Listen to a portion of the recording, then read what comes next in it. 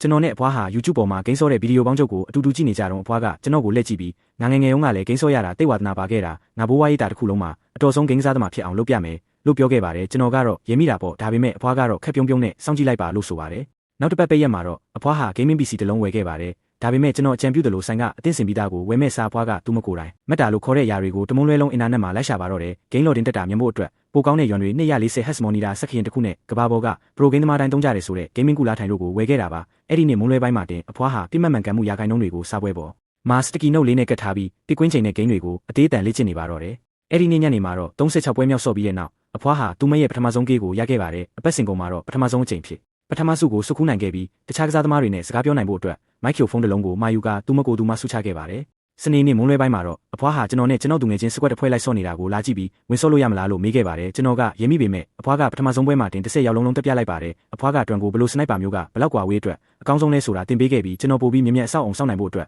ဖောင်းတော်ဂိမ်းကြီးခလုတ်နေရချထားမှုကိုပါအစ်ပြန်ပြင်ပေးခဲ့ပါတယ်ဂိမ်းတစ်ခုအတွင်းမှာကစားသမား2ယောက်တည်းပဲကျွန်တော်တဲ့အခြေအနေကိုရောက်လာပါတယ်တစ်ဖက်ကကလေးကမိုက်ခရိုဖုန်းကိုဖွင့်ပြီးဟိုအဖွားကြီးအဖွားကဒါမျိုးစောဖို့အသက်ကြီးလုံးနေပြီးကျွန်တော်ဖွားကိုဘိုးဝါးရေးတာစီခုပဲမောင်းထုတ်လိုက်မယ်လို့ပြောလိုက်ပါတယ်ဒါပေမဲ့အဖွားကအဲ့ဒီကလေးကိုတစ်ချက်တည်းနဲ့ခေါင်းကိုတိတ်တိတ်ပစ်ပြီးအလဲထိုးပစ်လိုက်ပါတယ်အဲ့ဒီကလေးကိုတန်ဆက်ထွက်လာတာကိုကျွန်တော်ကြားလိုက်ရပြီးအဖွားကသူမရဲ့မိုက်ခရိုဖုန်းခလုတ်ကိုဖိထားပြီးကြဲကြဲတောင်ကိုလိုက်ဆမ်းပါလို့ပြန်ပြောလိုက်ပါတယ်ကျွန်တော်နဲ့ကျွန်တော်သူငယ်ချင်းလည်းဦးလိုက်တီးလိုက်ကိုရဲမိပါတော့တယ်အဲ့ဒီအချိန်မှာပဲဒေတာရင်ဂိမ်းပြိုင်ပွဲတစ်ခုပေါ်လာခဲ့ပါတယ်အဖွားကကျွန်တော်တို့ကိုပြိုင်ပွဲဝင်မလားလို့မေးခဲ့တဲ့အတွက်နဲ့ကျွန်တော်ကသဘောတူခဲ့ပြီးအဖွားကပဲကျွန်တော်တို့ဖွဲ့ကိုတတိယဆုရောက်အောင်တည်ဆောင်ပေးခဲ့ပါတယ်အဖွားဟာနားချက်ကြီးကိုတက်ထားတဲ့အခြေအနေနဲ့ပဲပြုံးပြုံးကြီးအခန်းထဲကနေလမ်းလျှောက်ထွက်သွားခဲ့ပါတယ်အဲ့ဒီနေ့ညမှာတော့အဖွားဂိမ်းဆော့နေတဲ့အခန်းထဲကိုကျွန်တော်ဝင်သွားခဲ့ပြီးအဖွားနဲ့စကားပြောနေတော့မတော်တဆအဖွားရဲ့$200တန် gaming mouse ကိုစားပွဲပေါ်ကနေတိုက်ချမိသွားပါတယ်ဒါပေမဲ့အဖွားရဲ့လက်ကဖြတ်ခနဲရောက်လာပြီး mouse ကိုကျမ်းပြင်နဲ့တလက်မကွာမှာတင်ဖမ်းမိသွားခဲ့ပါတယ်အဖွားဒါကိုဘယ်လိုလုပ်လိုက်တာလဲလို့ကျွန်တော်မေးမိတော့အဖွားကပြုံးပြီးဂိမ်းဆော့ရတာကသူမရဲ့တုံ့ပြန်မှုအချိန်ကိုလွန်ခဲ့တဲ့အနှစ်40ကထက်တောင်ပိုပြီးမျက်စံလာစေတာလို့ပြောပါတယ်ဂိမ်းဆော့ခြင်းကအဖွားရဲ့တကယ်လက်တွေ့ဘဝကိုပါပုံမကောင်းမွန်လာစေရဆိုတာကိုကျွန်တော်သတိပြုမိလိုက်ပါတယ်ကျွန်တော်ကရေးပြီးဒါပေမဲ့ကျွန်တော်ကအဖွားထက်တော်သေးတယ်